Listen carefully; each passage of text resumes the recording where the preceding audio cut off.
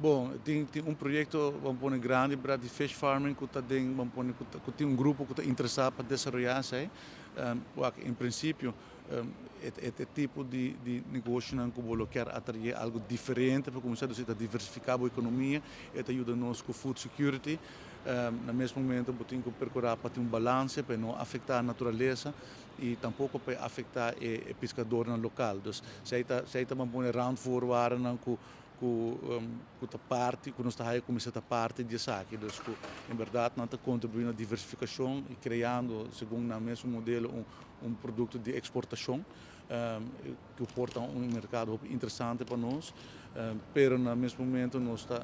está cauteloso que não tem impacto negativo riba a vida marítimo, dus de nós mesmo pescando e tampouco para afetar nos pescadores locais. Então, nós tem um balanço e não percebo que tem uma diferença de opinião, mas no momento aqui ainda está fazendo todo estudo para pôr o action, vamos pôr como aanmerking para toda a vergunning que é necessário para operar esse tipo de negócio aqui. Então, te quer diálogo está positivo e então o que nós está fazendo é de uma forma zorgvuldig para evitar que